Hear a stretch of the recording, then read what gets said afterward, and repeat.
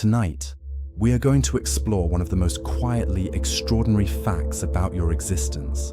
A fact that is true right now, as you listen, as the room settles around you, and the day releases its grip, and everything seems, as it always does in the late hours, to grow still. I am so glad you are here.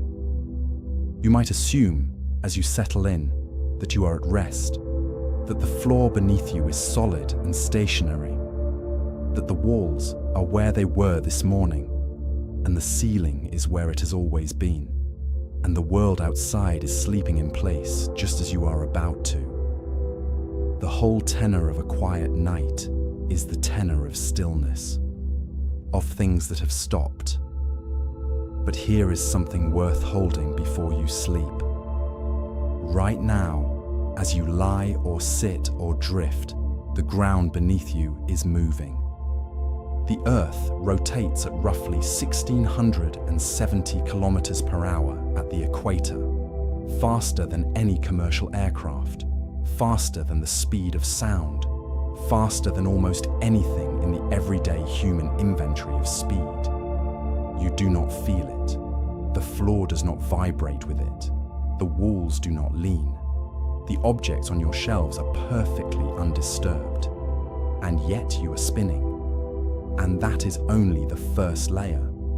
At the same time, simultaneously, without contradiction, the Earth is orbiting the Sun at approximately 107,000 kilometers per hour. That is nearly 30 kilometers every second. In the time it takes to read this sentence, you have traveled roughly 600 kilometers through the solar system. You have crossed a distance longer than most countries are wide, without feeling a single bump or lurch or shift in the air around you. The room is perfectly still. The motion is perfectly real. And that is still only the second layer. The Sun itself, carrying the entire solar system with it, carrying you, is orbiting the center of the Milky Way galaxy at approximately 828,000 kilometers per hour. Not 828, 828,000. The solar system's galactic orbit is so vast and so fast that it staggers the imagination to try to hold it clearly. At that speed, you are sweeping through the outer disk of a galaxy 200,000 light-years wide, through a region of space that has almost certainly never been visited by any intelligence, and will almost certainly never be visited again on any timescale relevant to human life. But there is a fourth layer still.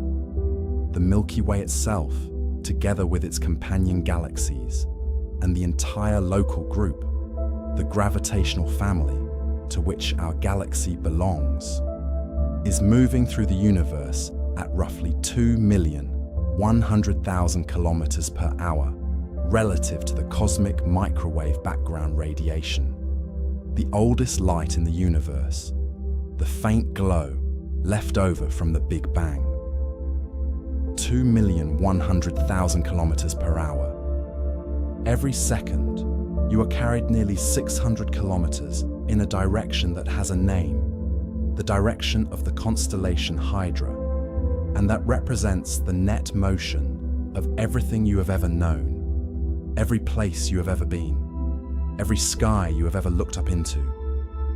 And outside your window, the stars look exactly as they always have, perfectly, serenely, impossibly still.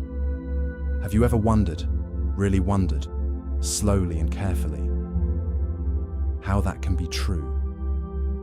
How it is possible that the universe, which by every physical measurement we can make is in continuous, violent, multi-layered motion at scales from the atomic to the cosmological, presents itself to human eyes as a quiet, unmoving, patient backdrop.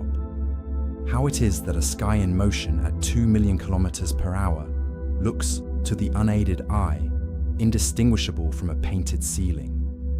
That question is what this hour belongs to, and the answer, when we find it, slowly, layer by layer, turns out to be one of the most beautiful things physics has to offer. Not frightening, not vertiginous. Beautiful in the specific way that things are beautiful when they reveal something deep about the relationship between the observer and the observed, about what it means to see and what the limits of seeing protect us from, and what those limits also generously give us. So settle in. Let the stillness of the room be what it is.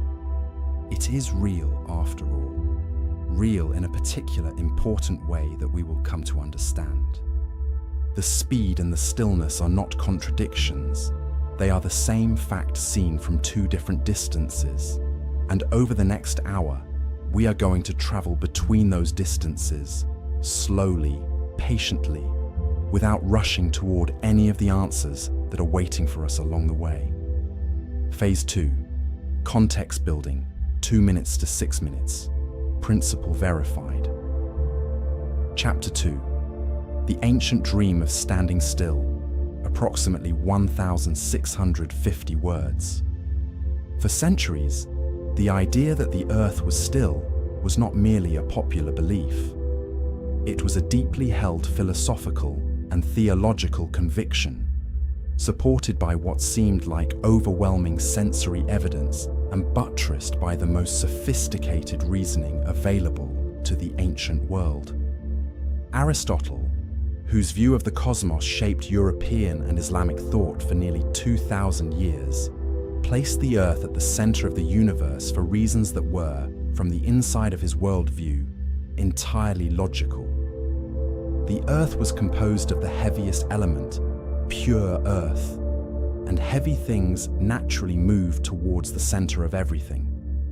The center of the cosmos was therefore the natural resting place of terrestrial matter. It could not move because it was already at the place where things of its nature belonged. To displace it would require a force of literally cosmic proportions, and no such force was evident. The celestial bodies, by contrast, were made of a different substance entirely. The ether, the fifth element, whose natural motion was circular. The sun, the moon, the planets, and the stars were embedded in vast crystalline spheres that rotated around the stationary Earth. The observed motions of the heavens, the daily rising and setting of the stars, the monthly cycle of the moon, the annual journey of the sun through the zodiac, were the motions of these spheres, not of the Earth itself. The Earth stood firm, the heavens moved. This was the fundamental division of reality. This picture was not naive. It was detailed, mathematically sophisticated, and capable of predicting astronomical events with reasonable accuracy. The Ptolemaic system, named for Claudius Ptolemy, who synthesized Greek astronomical knowledge into a single comprehensive treatise in the 2nd century, used a complex apparatus of circles and epicycles to account for the observed motions of the planets, including their apparent retrograde loops, with considerable precision. For 1,400 years, this model was the standard tool of professional astronomers. It worked within its domain. And it worked in part because the Earth is, from the immediate perspective of human experience, essentially stationary. The ground does not move under your feet. Objects do not drift sideways across rooms. Rivers flow in the same directions they always have. The stars rise and set in the same arc every night. Every piece of ordinary human experience confirms that the Earth is standing still and the sky is moving. It is worth sitting with how completely natural and well supported this conclusion is, given the available evidence. We tend, from the vantage point of modern cosmology, to look back at the geocentric worldview as a kind of intellectual failure, a mistake made by people who should have known better. But this is unfair. The geocentric model was the result of careful observation combined with entirely reasonable inference. The mistake was not a failure of intelligence. It was a consequence of limited access to the right kind of evidence, specifically the kind of evidence that could only come from measuring the positions of stars with instruments far more precise than any available in the ancient world. Because the evidence for the Earth's motion is not available to the unaided senses. It never has been. It requires measurement, mathematics, and the willingness to trust instruments over intuition. The first serious challenge to the geocentric model in the Western tradition came in 1543, when Nicholas Copernicus published his heliocentric theory, placing the Sun at the center of the solar system and proposing that the Earth was one of several planets orbiting it. Copernicus had good mathematical reasons for this reorganization. The heliocentric model explained the retrograde motions of the planets far more simply than the Ptolemaic system, without the need for the increasingly complex epicycles that the Ptolemaic system required. The new model was more elegant in the mathematician's sense of the word. But the resistance to it was enormous, and the resistance was not simply religious or political. There was a scientific objection that was, at the time, entirely valid. If the Earth was moving through space, orbiting the Sun over the course of a year, then the nearby stars should appear to shift their positions relative to the more distant stars as the Earth moved from one side of its orbit to the other. This shift is called parallax, and it is the same effect you observe when you close one eye and then the other while holding up a finger. The finger appears to jump against the background because your two eyes are separated by a few inches, giving them slightly different perspectives. If the Earth moved, the stars should show parallax. Ancient astronomers looked for it and found nothing. They concluded, therefore, that the Earth did not move. They were wrong about the conclusion, but right about the reasoning. The stars do show parallax. It is just so small as to be completely undetectable without instruments of extraordinary precision, because the stars are so incomprehensibly far away that even the full diameter of the Earth's orbit, about 300 million kilometers, represents only a tiny baseline from which to measure their angular shift. The nearest star to the Sun, Proxima Centauri, has a parallax angle of just 0.77 arcseconds, less than 1,000th of a degree. This shift was not successfully measured until 1838, when the German astronomer Friedrich Bessel determined the parallax of the star 61 Cygni using a heliometer of unprecedented sensitivity. That gap, between 1543 and 1838, represents nearly 3 centuries during which the heliocentric model was correct, but the direct observational proof of Earth's motion was beyond reach. For 3 centuries, the stillness of the apparent sky and the motion of the actual Earth coexisted in the most uncomfortable possible way. One was a fact of experience, the other a fact of mathematics, and neither could be easily dismissed. Chapter 3. From Ptolemy to Parallax, approximately 1,650 words. The story of how astronomers learned to measure the apparent stillness of the sky is, in its own quiet way, one of the great detective stories of science. And it illuminates, better than almost any other episode in the history of astronomy, why the sky looks the way it does to human eyes, and why that appearance is so systematically misleading. To understand this, we need to think carefully about what stillness means when applied to a distant object. And we need to separate 2 things that ordinary language tends to conflate: the speed at which something is moving and the speed at which its image appears to move across the sky. These are not the same thing, and the difference between them is the key to understanding why the universe looks calm when it isn't. But first, let us follow the story of parallax a little further, because the story of how astronomers struggle to measure the stillness and motion of the sky contains, embedded within it, one of the most important insights in all of observational science. An insight about the relationship between distance and apparent motion that will recur throughout everything we explore tonight. Before stellar parallax was measured directly, astronomers had other ways of knowing that the Earth moved. Galileo Galilei's telescopic observations in the early 17th century revealed that Jupiter had moons, small objects clearly orbiting another planet, demonstrating that not everything in the solar system orbited the Earth.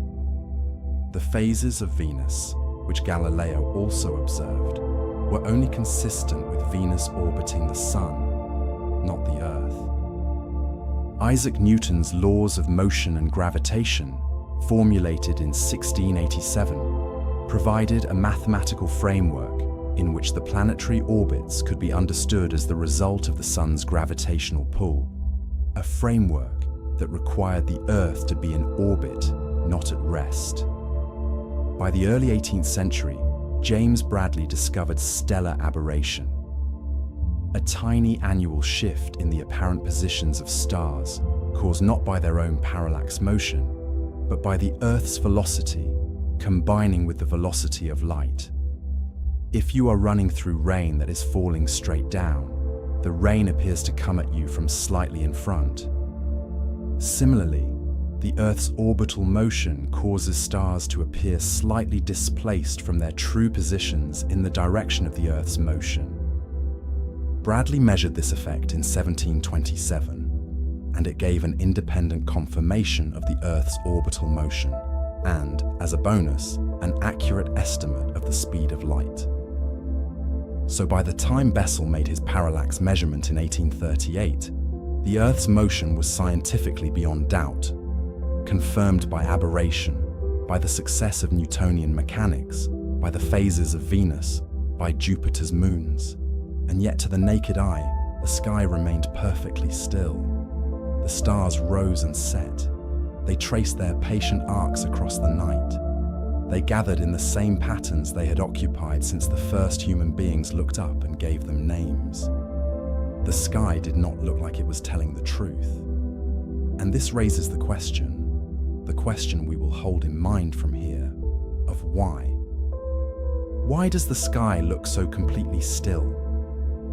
What is it about the geometry of motion, the distances of space, and the architecture of the human visual system that conspires to present a universe in tremendous motion as a picture of serene, unbroken stillness?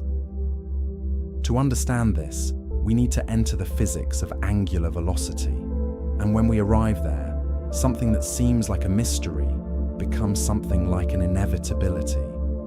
Something that, once you understand it, you see everywhere, in everything, at every scale, from the movement of a distant ship to the drift of the nearest stars. But why does this happen? And why does even knowing the answer leave the experience of the sky so stubbornly calm? We will come back to that question, and when we do, what we find will reshape not just how we understand the sky, but how we understand perception itself. Phase 3, first partial answer, 6 o'clock to 12 o'clock. Answer, delay checkpoint. Chapter 4, why distance dissolves speed, approximately 2,500 words. Answer, delay checkpoint, 6 o'clock mark. The reason is angular velocity. And once you understand what angular velocity means and how it differs from linear speed, you will never look at the night sky in quite the same way again. To understand this, let us begin with something from everyday experience. Imagine you are standing at the edge of a road, watching traffic pass. A car traveling at 100 kilometers per hour passes you at a distance of 5 meters. It blurs past so quickly that you can barely see the driver before it is gone. Now imagine the same car, traveling at the same speed, but at a distance of 1 kilometer. You watch it move across your field of view. It is visibly slower. Not because it is actually slower, but because the arc it traces across your visual field per second is much smaller. At 5 meters, it sweeps across a large angle quickly. At 1 kilometer, it traverses a very small angle in the same time. The angular velocity, the rate at which the object's apparent position changes per second, is vastly smaller at the greater distance, even though the actual speed is identical. This is not a subtle effect, it is dramatic, and it scales geometrically with distance. Double the distance and the angular velocity halves. Triple the distance and it thirds. At 10 times the distance, the angular velocity is 10 times smaller. At 100 times the distance, 100 times smaller. And the distances of even the nearest stars are not tens or hundreds, but many trillions of times greater than the distances at which we normally observe objects moving at human speeds. The nearest star to our solar system, Proxima Centauri, is approximately 4.24 light-years away, roughly 40 trillion kilometers. Even if Proxima Centauri were moving across the sky at a speed of 100 kilometers per second, which is faster than most stars move relative to the Sun, the angle it would traverse in a human lifetime would be completely invisible to the unaided eye and barely detectable with all but the most sophisticated modern instruments. Let us do the arithmetic slowly and carefully because the numbers are important. 100 kilometers per second is 360,000 kilometers per hour, roughly 3 times the speed of a spacecraft in low Earth orbit. At 40 trillion kilometers distance, 100 kilometers per second of sideways motion corresponds to an angular velocity of approximately 1 arcsecond per year, 1/3600th of a degree per year. In a human lifetime of 80 years, this star would traverse about 80 arcseconds, about 1 1/3 arc minutes, roughly 2.5 times the apparent diameter of the full moon. That sounds almost noticeable, but it is spread over 80 years, and it requires precise telescopic measurement to detect. The unaided eye cannot register position changes smaller than about 60 arcseconds. Most stars do not even move this fast relative to the Sun. The stars that make up the familiar constellations are much farther away than Proxima Centauri, typically hundreds to thousands of light-years distant. At those distances, even a star moving at several hundred kilometers per second would shift by at most a tiny fraction of an arc-second per year. To change its position by just 1 degree, 1/30th of the width of the full moon's diameter above the horizon, would require millions of years. This is why the constellations look the same today as they did when Hipparchus mapped them in 127 BCE. Not because the stars are standing still, but because they are so far away that their motion is compressed by the geometry of angular velocity into a change too small for any human instrument to detect across a span of 2,000 years. The sky is not a still picture. It is a very slowly changing picture, one that is stable on the timescales of human civilization, but that would be unrecognizable to an observer from 100,000 years ago or 100,000 years hence. The Orion we know, the great hunter of winter skies, is assembled from stars that are each moving in different directions at different speeds, bound together by nothing except the accident of their similar distances from Earth. Give Orion 100,000 years and the constellation dissolves. The stars drift apart. The hunter's shoulder and belt and sword separate into different patches of sky, and a new mythology might be written over the patterns that replace them. The sky is a slow film. It runs at a speed calibrated not to human lifetimes, but to geological epochs. Scientists found that the fastest moving star visible to the naked eye in the night sky is a dim reddish point in the constellation Ophiuchus called Barnard's star. At a distance of only 5.96 light-years, it is the second nearest star system to the Sun, and it moves across the sky at 10¼ arc-seconds per year, fast enough to be visible in long baseline telescopic measurements, fast enough to have traversed the apparent diameter of the full moon in about 180 years. By stellar standards, it practically sprints. But 10 arc-seconds per year is still, for the human eye, an imperceptible crawl. So we see that the stillness of the night sky is not a property of the stars themselves. It is a property of their distance from us. A distance so vast that even speeds of hundreds of kilometers per second, maintained over human lifetimes, produce angular displacements that are essentially invisible. The sky looks still because we are too close to notice how far the stars have traveled in any time we can measure. And yet this understanding, as clear and satisfying as it is, explains only a part of the mystery. It explains why stars look still, but it does not yet explain why we ourselves, spinning and orbiting and rushing through the galaxy and being carried through the universe at 1,000,000 kilometers per hour, feel so completely, perfectly, undeniably at rest. That question goes deeper, and the answer involves not just distance and angular velocity, but the structure of the human perceptual system, what it registers, what it ignores, and why. Chapter 5. The Sky as a Slow Painting. Approximately 2,500 words. There is something worth separating out here. Two distinct mysteries that are easy to conflate, but that have different answers, different timescales, and different kinds of beauty. The first mystery is why the stars look still. We have begun to answer that. Angular, velocity, and distance. The stars are moving, but their apparent motion is compressed by distance into something too small to see. The second mystery is why you feel still, why the extraordinary speed at which you are moving through space produces absolutely no sensation in your body, no registrable signal in your nervous system, no perturbation of the air around you. This second mystery is, in some ways, the more philosophically interesting one.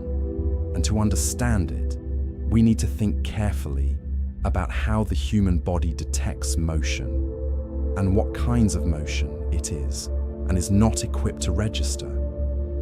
Your body has several systems for detecting motion. The vestibular system, the intricate fluid-filled canals of the inner ear, detects acceleration, changes in the speed or direction of your movement. This is why you feel the car accelerating from a stop, and why you feel dizzy when you spin and then stop suddenly.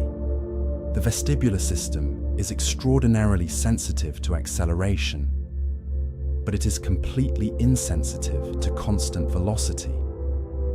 Once a car reaches highway speed and maintains it on a straight road, the vestibular system reports nothing. You feel no motion. The body distinguishes between acceleration, a change in velocity, and constant velocity, which feels, as far as the inner ear is concerned, identical to standing still. This is not a flaw in the design. It is, in the framework of Newtonian mechanics and Einsteinian relativity, the correct response. In a universe governed by inertia, there is no physical difference between resting and moving at constant velocity in a straight line. Newton's first law says so. An object at rest and an object in uniform motion in a straight line are in equivalent physical states. Einstein's special relativity says so even more completely. There is no experiment you can perform inside a sealed laboratory that will tell you whether you are at rest or moving at constant velocity. motion and rest are not absolute states. They are relative ones. The vestibular system, in ignoring constant velocity, is not failing. It is correctly representing the physics. But this insight raises a subtle question about the Earth's motion specifically. The Earth is not moving in a straight line. It is orbiting the Sun, a curved path, which means it is continuously accelerating toward the Sun. Why don't we feel this acceleration?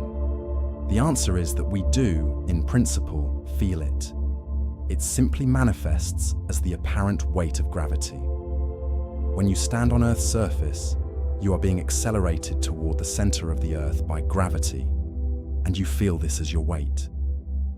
The Earth's orbital motion represents an additional acceleration, but it is tiny compared to the surface gravity, and it manifests as a very small and completely imperceptible variation in the effective force of gravity, depending on the time of day and the position in Earth's orbit. Even the most sensitive instruments can barely measure it. The human body has no hope of detecting it. Similarly, the Sun's galactic orbit traces a curve through space, meaning the solar system is continuously accelerating toward the galactic center. This acceleration is approximately 8 millionths of a millimeter per second, 100 billion times smaller than the acceleration due to Earth's surface gravity. It produces absolutely no perceptible effect on any human sense. The various layers of cosmic motion, Earth's rotation, its orbital motion, the Sun's galactic orbit, the Milky Way's motion through the local group's motion through the universe, all of them either involve accelerations too small to detect or involve the smooth, constant velocity drift that is physically indistinguishable from rest. And this is where something very beautiful begins to emerge from the answer to our question. The universe is not hiding its motion from us. The universe is not deceiving us. The apparent stillness that we experience is not an illusion in any negative sense. It is an accurate representation of something real, the physical equivalence of rest and constant uniform motion. The thing that feels like stillness is, in a precise and technical sense, the same thing as stillness from the point of view of physics. But this raises another question, one that takes us from the scale of human perception out to the scale of the cosmos, where the motion of the universe reveals itself in ways that are real, enormous, and completely beyond the reach of any human sense, however finely tuned. What moves in the universe? At what speeds? And how would we know if we could see it all at once? And if we could somehow step outside the reference frame of the moving Earth, and the moving solar system, and the moving galaxy, and see the whole flowing, drifting, rushing tapestry of the cosmos, what would it look like? It would not look calm. Phase 4, deep dive, 12 minutes to 45 minutes. Structure inferred. Chapter 6, layers of speed, approximately 5,000 words. To understand this fully, we need to build the velocity hierarchy from the ground up, to layer each cosmic speed on top of the last, beginning with the most familiar and working outward to the edge of what measurement can reach. We will begin with the floor beneath you. The Earth rotates once every 23 hours, 56 minutes, and 4 seconds, a period called the sidereal day, which is very slightly shorter than the 24-hour solar day we measure our lives by. At the equator, this rotation corresponds to a surface speed of approximately 1,674 kilometers per hour. That is the speed at which you are moving right now if you are near the equatorial latitudes, or a somewhat slower speed if you are closer to the poles, since the circles of latitude get smaller as you approach the poles, and each rotation covers a shorter linear distance.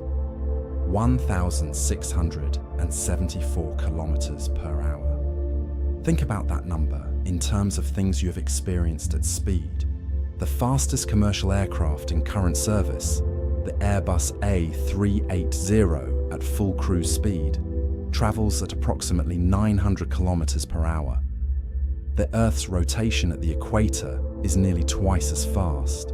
The fastest fighter aircraft ever flown, the SR-71 Blackbird, reached about 3,500 kilometers per hour.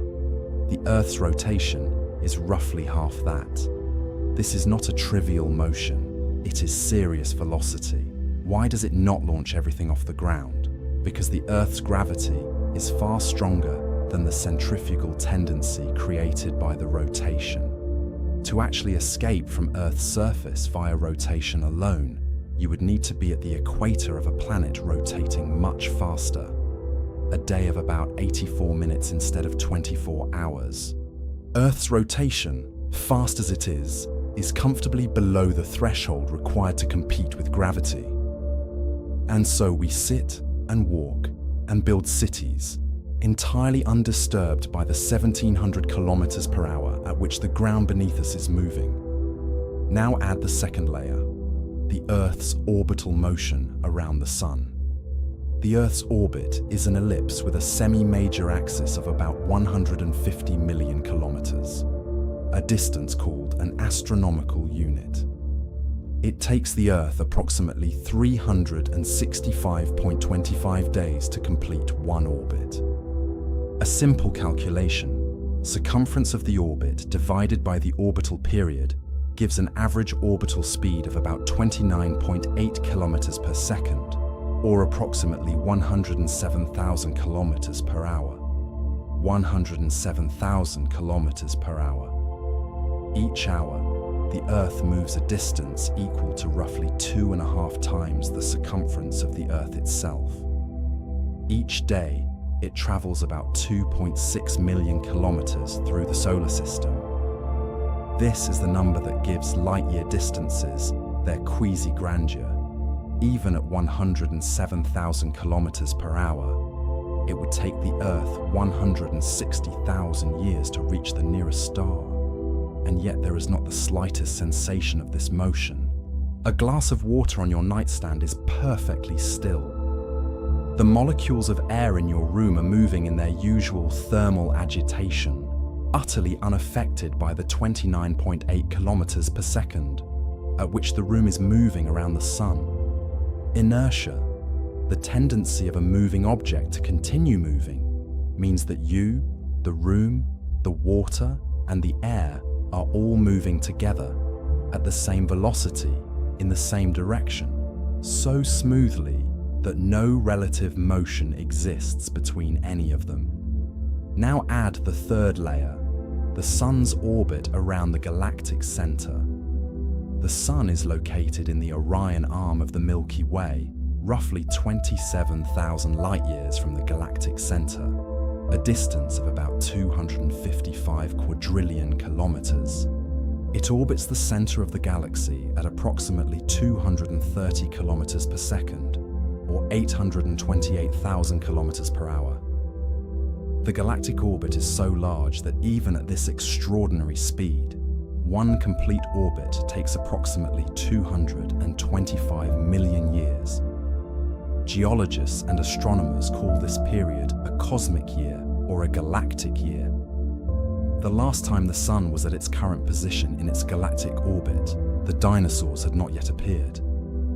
The time before that, the Permian extinction, Earth's most severe mass extinction event, had not yet occurred.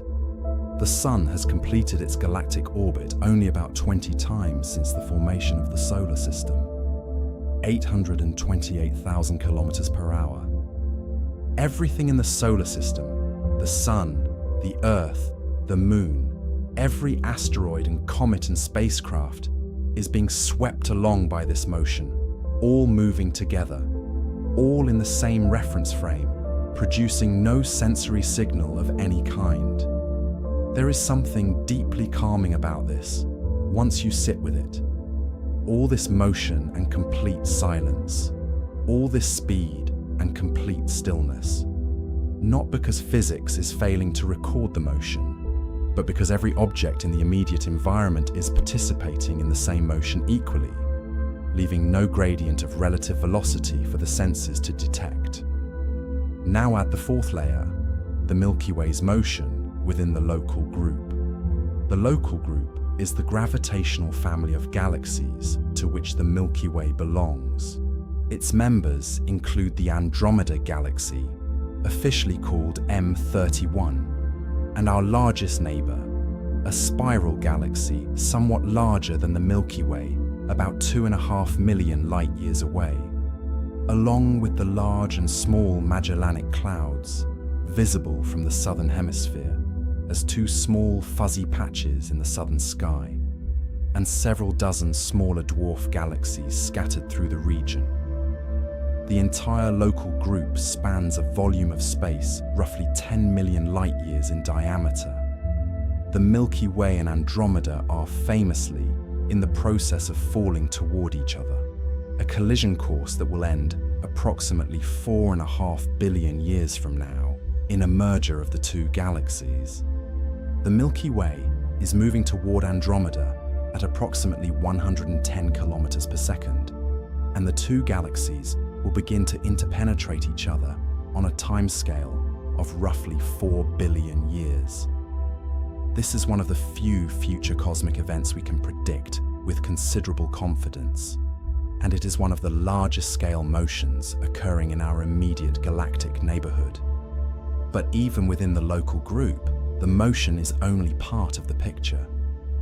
The fifth layer, and the one that gives us the deepest and most vertiginous sense of scale, is the motion of the entire local group through the universe, measured against the cosmic microwave background. The cosmic microwave background, or CMB, is the oldest light in the universe.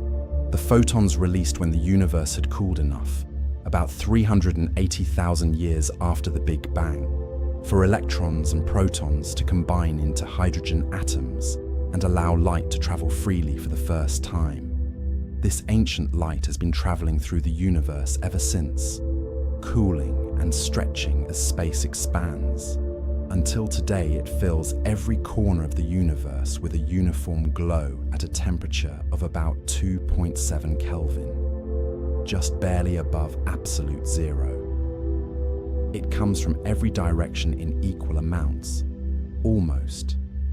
Almost, because the motion of the Earth, the solar system, the Milky Way, and the local group through the universe causes a tiny but measurable variation in the apparent temperature of the CMB.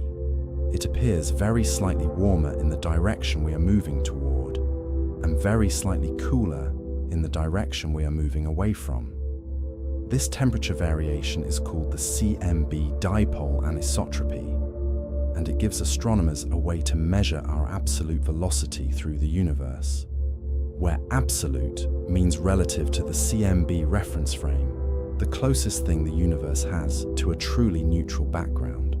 The result of this measurement is approximately 630 kilometers per second, or about 2,268,000 kilometers per hour, in the direction of the constellation Leo, a velocity that includes all contributions: the Earth's orbital motion, the Sun's galactic orbit, the Milky Way's motion within the local group, and the local group's motion within the larger cosmic web. 2,268,000 kilometers per hour. Right now, while you are still, and the room is quiet, and the night is patient outside. Scientists found that when the first measurements of this CMB dipole were made by the COBE satellite in 1992, and refined by the WMAP and Planck satellites in subsequent decades, the result was not entirely surprising. Cosmologists had long expected such a motion from the observed clustering of galaxies and the dynamics of cosmic structure. But the scale of it, the sheer, staggering speed at which the entire local group is moving through the CMB reference frame, remains, every time it is contemplated, a genuinely remarkable fact about the situation of everything that exists within our cosmic neighborhood. And none of it can be felt. Chapter 7, The Stars That Creep, approximately 5,000 words. We have established the velocity hierarchy, the stacked layers of motion from Earth's rotation to the local group's flight through the CMB reference frame. Now let us come back to the night sky and look at it differently. Not as a fixed backdrop, not as the serene painted ceiling of ancient cosmology, but as the slowly shifting record of a universe in continuous motion. A record whose slow pace is itself a profound statement about scale and time. The motion of individual stars relative to the sun, the component of stellar motion that causes their apparent positions in the sky to shift over time, is called proper motion. The word proper here means belonging to the star itself, as opposed to being caused by the Earth's orbital motion, parallax, or the Sun's galactic orbit. Proper motion is measured in arc-seconds per year, and it varies enormously from star to star, depending on how fast each star is moving through space and how close it is to the Sun. The fastest proper motion of any star in the night sky belongs to Barnard's star, that dim red dwarf in Ophiuchus, second nearest to the Sun at 5.96 light-years. Its proper motion is 10.35 arc-seconds per year, making it the record holder by a comfortable margin. If you could observe Barnard's star continuously and mark its position each year, you would see it crawling slowly but measurably across the sky. In 180 years, it traverses an angle equal to the apparent diameter of the full moon. In 10,000 years, it would have moved about 16 degrees, about the width of your fist held at arm's length, pointing straight up. That sounds almost significant until you realize that 10,000 years represents the entirety of recorded human history, and that even the most basic stars of the familiar night sky, Sirius, Betelgeuse, Rigel, Polaris, have moved only a degree or two from their current positions since the first human beings looked up and named them. The constellations we know are, for practical purposes, the constellations of the ancient world, the constellations of the Pleistocene, the constellations of our most distant ancestors. But reach back far enough, or forward far enough, and the sky transforms beyond recognition. Imagine standing under the sky as it would appear 100,000 years from now. The handle of the Big Dipper, the curved tail of the Great Bear in Ursa Major, has straightened and migrated, the familiar pattern dissolving into something unfamiliar.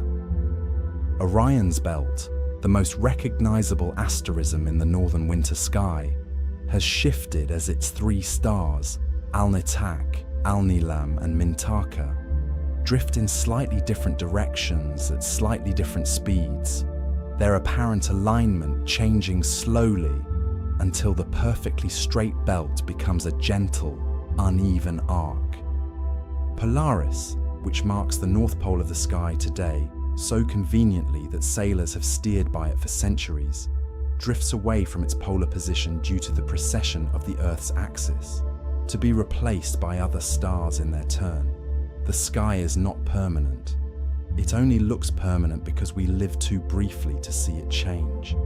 Now let us push back in the other direction, 100,000 years into the past, the last ice age, the first modern humans in Europe and Asia and Australia, looking up at a sky that was almost but not quite the sky we know. The same stars mostly, in slightly different arrangements. Orion still recognizable, but shifted. The Southern Cross visible from more northern latitudes than it occupies today. A slightly different North Star, Thuban, in the constellation Draco, serving the same navigational function that Polaris serves now. And push further, 5 million years, 10 million years. The sky becomes unrecognizable. The nearby stars that make up the familiar constellations have scattered in different directions, replaced by new neighbors, as the Sun's galactic orbit carries it through different regions of the Milky Way. The stars we call nearby today, Alpha Centauri, Sirius, Vega, were not nearby 5 million years ago and will not be nearby 5 million years hence. Stellar neighborhoods are temporary, geological in their timescale, as impermanent as continents. But why does this happen? Why do the stars move relative to each other at all? The answer lies in the dynamics of the Milky Way as a whole.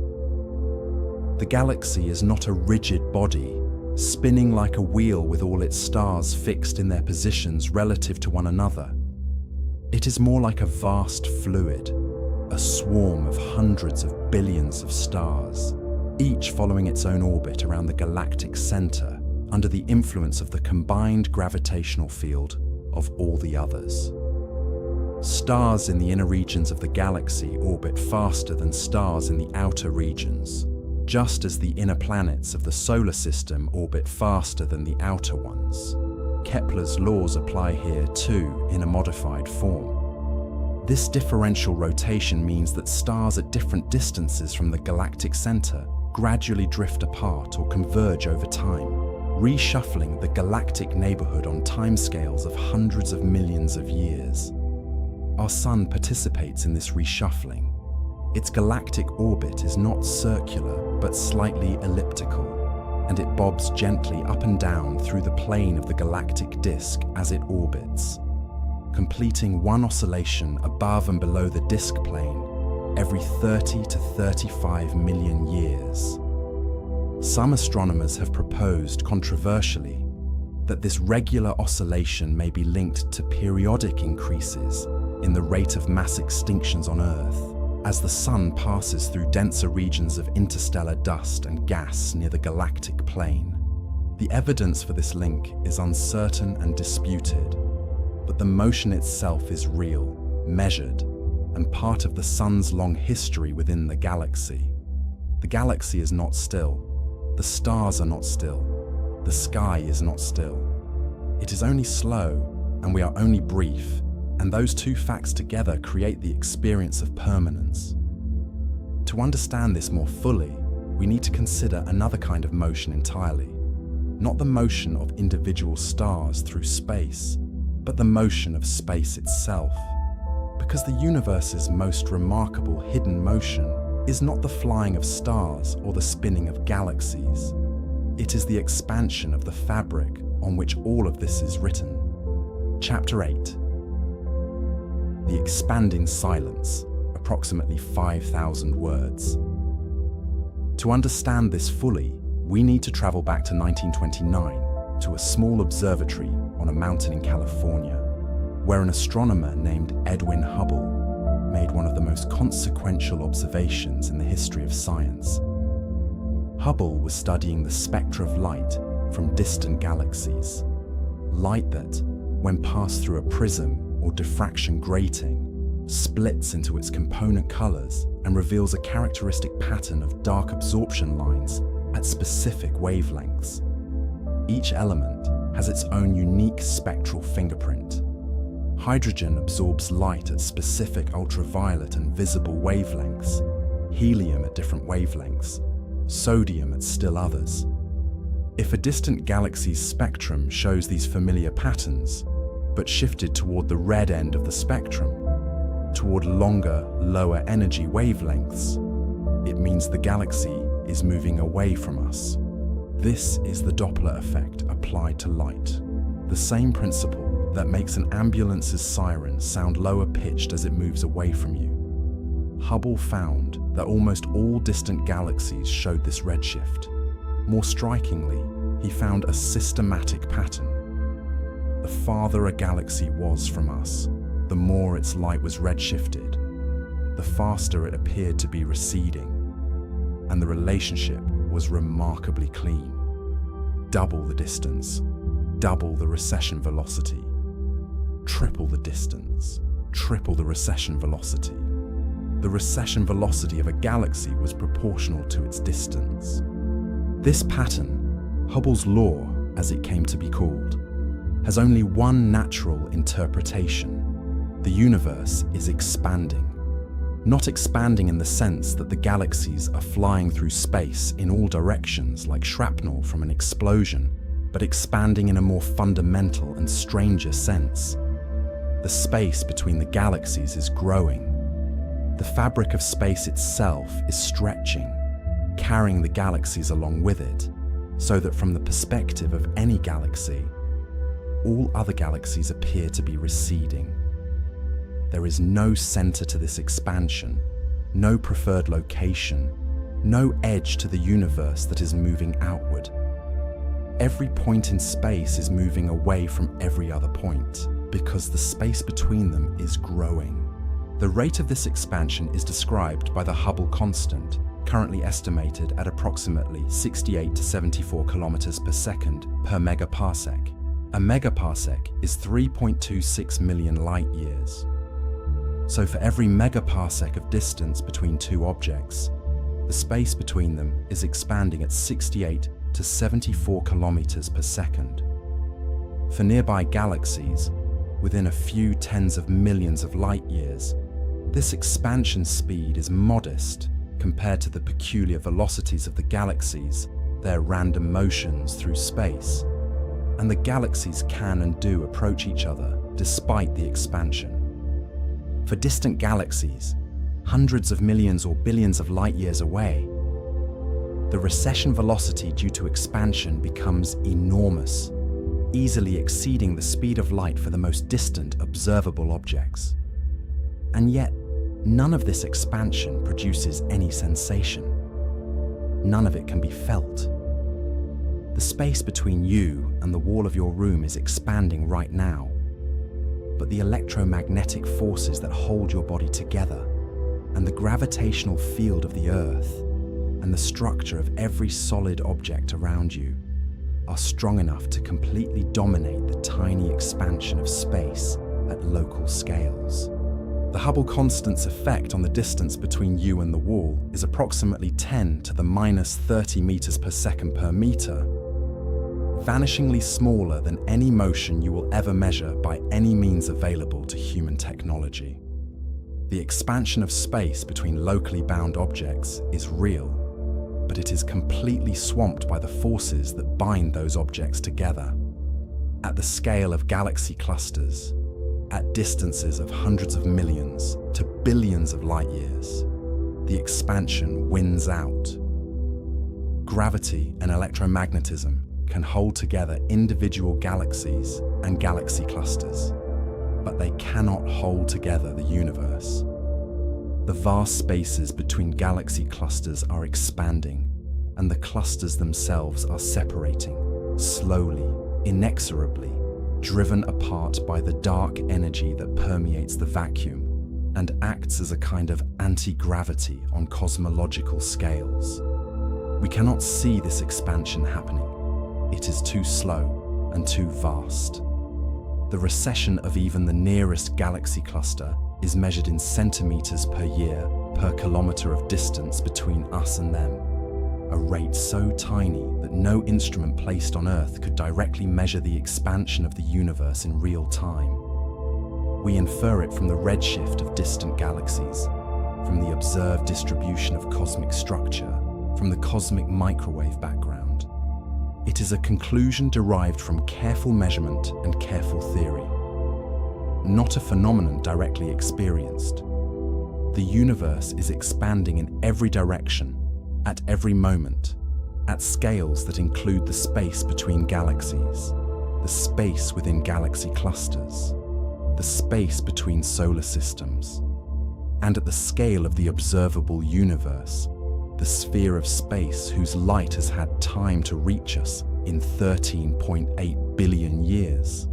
The expansion is so dramatic that the most distant observable galaxies are receding from us at many times the speed of light, not because they are moving through space at superluminal velocities, but because the space between us and them is expanding so fast that light cannot bridge the gap in any finite time.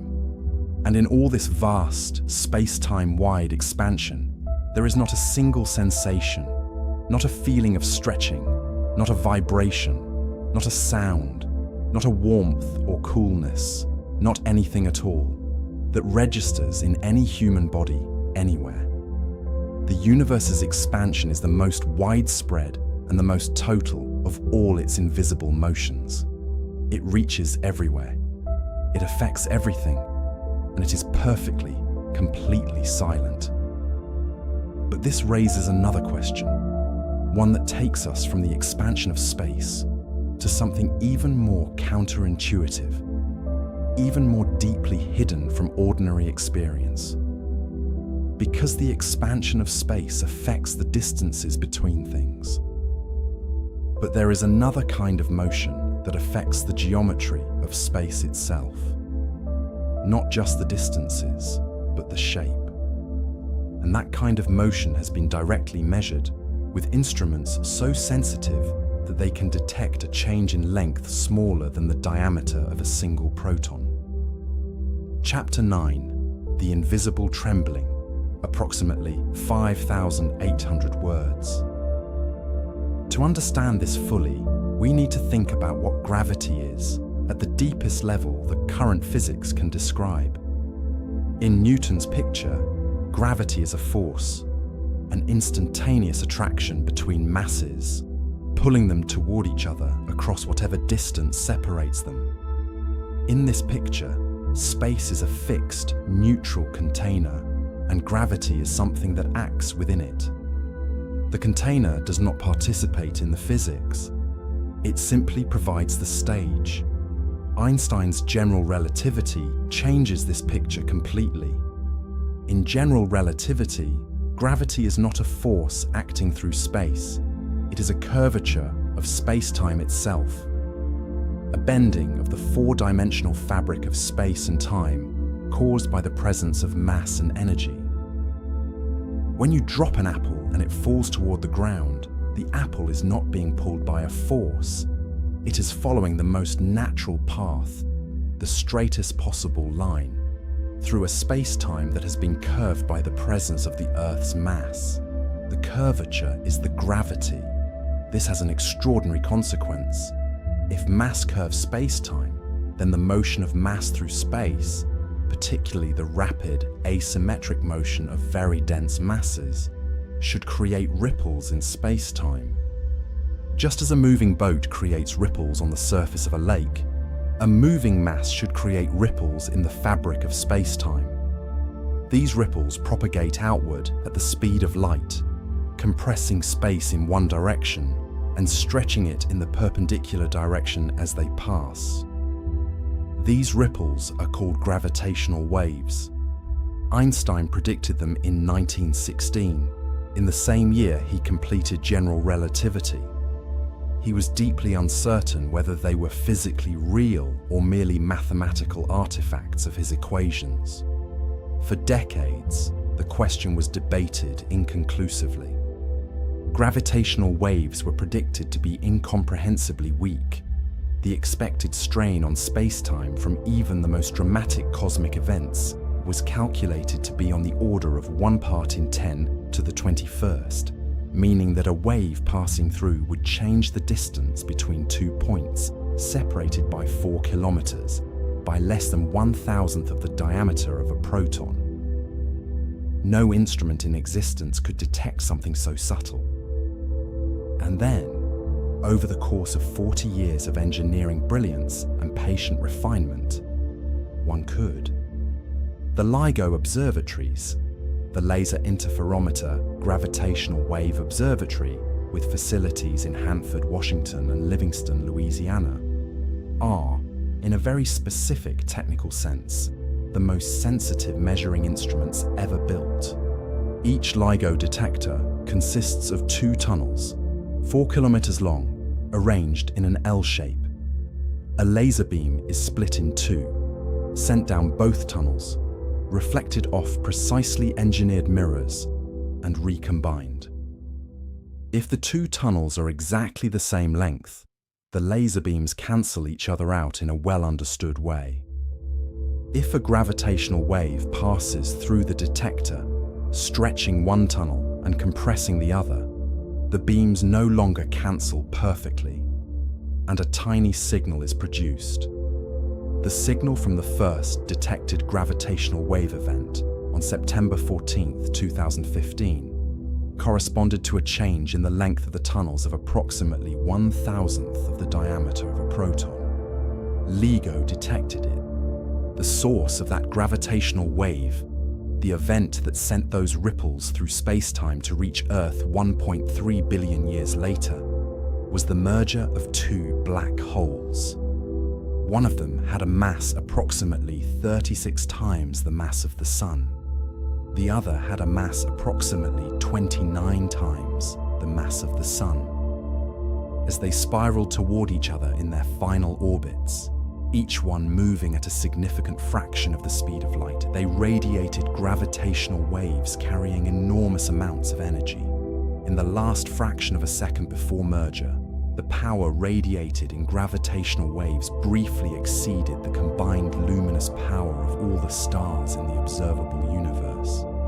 The resulting merged black hole had a mass of approximately 62 solar masses. 3 solar masses of energy had been converted into gravitational wave radiation and sent outward through the universe. The wave that reached Earth on September 14, 2015, after traveling 1.3 billion light-years, was a tremor so subtle that it changed the 4-kilometer arms of the LIGO detector by a distance 1 million times smaller than the diameter of a hydrogen atom. And space-time itself was vibrating. Right here, on Earth, on the ground beneath every building and road and ocean, space-time was being alternately stretched and compressed by 1,000th of a proton's width, and continuing to do so on a timescale of tenths of a second as the wave passed through. No one felt it. Not a single human being anywhere on Earth experienced any sensation associated with the most energetic event ever detected by any instrument. No vibration, no sound, no light, no warmth, no coldness, no sense of anything unusual whatsoever. Every atom in every human body was very gently jostled to one side and then the other by an amount so tiny as to be utterly beyond any biological sensitivity. The universe was shaking and we slept through it.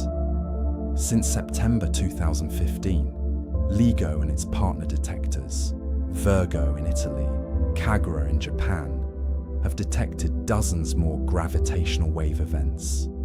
They have heard black holes merging, neutron stars colliding, and possibly neutron stars swallowed by black holes. Each event represents an enormous release of energy. Each event sends waves through the fabric of space-time that travel for billions of years before arriving here. Each event produces a signal in the detectors and no sensation whatsoever in any human body. Space-time itself is not still. It is continuously being stirred, rippled, and deformed by the motions of the most massive objects in the universe. The fabric of reality is trembling right now as you rest, rippled by events occurring across billions of light years, carrying energy that dwarfs any other known process in the universe. And you cannot feel it. The gap between the universe's actual state, a state of continuous, energetic, large-scale space-time vibration, and the human experience of that state, complete and total tranquility, is perhaps the most extreme case of perceptual silence in all of nature. But this raises another question, one that connects the invisible trembling of space-time to the invisible pulling that is happening right now to everything in our galactic neighborhood. A pulling towards something so massive and so distant that we cannot see it directly and can only infer it from the motion of thousands of galaxies, all drifting inexorably in the same direction. Chapter 10. The pull towards something unnamed, approximately 6,700 words, incorporating perception filter. In the late 1970s and early 1980s, a group of astronomers studying the motions of galaxies in the local universe, the region within a few hundred million light-years of the Milky Way, noticed something peculiar and deeply troubling. The standard cosmological model of the time predicted that galaxies, after accounting for the overall expansion of the universe described by Hubble's law, should have more or less random residual velocities, the so-called peculiar velocities that represent each galaxy's individual motion through space superimposed on the smooth flow of expansion. Some would be moving a bit faster than the expansion, some a bit slower, some in slightly different directions. But the peculiar velocities should, on average, be random, pointing in all directions, with no systematic preferred direction emerging when you looked at large enough samples. Instead, the astronomers found that the galaxies in our local region, including the Milky Way itself, all appeared to have a systematic component to their velocities pointing roughly in the same direction. Not random, not isotropic, but coherent. As if something enormous and massive, lying in that direction, was gravitationally attracting everything in the neighborhood. The astronomers began calling this hypothetical attractor, cautiously, tentatively, with the clear awareness that they were naming something they had not yet directly observed, the Great Attractor. The name stuck, and the phenomenon proved real. The Great Attractor is now understood to be a large-scale mass concentration, centered in the direction of the constellations Norma and Triangulum Australe, at a distance of approximately 250 million light-years. It is not a single object, not a single galaxy or cluster, but a vast overdense region of the cosmic web, a concentration of normal matter and dark matter on scales of hundreds of millions of light-years. The Shapley supercluster, the most massive known concentration of galaxies in the observable universe, lies behind it, at roughly 650 million light-years. And its gravitational influence extends across the entire local universe. The Milky Way is moving toward the Great Attractor at approximately 600 kilometers per second. Everything in our cosmic neighborhood, the local group, the Virgo cluster, every galaxy within a billion light-years in this direction, is being pulled at varying speeds and from varying distances toward this immense concentration of mass. You are embedded in a moving cosmos, and you are at rest within it. Both things are true, and neither one cancels the other. As the night continues to settle around you, as the thoughts of this hour drift slowly and gently toward the softer territory of sleep, let that double truth be with you, not as a puzzle to solve or a fact to memorize, but as a kind of companionable background to the night. The universe is flying and you are still, and the physics that makes both of these true is the same physics that holds the floor under your feet and keeps the walls where they are and lets the stars appear tomorrow night in the same patient places they have always occupied. The sky will look exactly the same tomorrow, and it will have moved, without your knowing, the same way it has always moved, slowly, beyond the reach of any single lifetime to witness. Sleep well in your stillness. The cosmos will keep moving while you rest,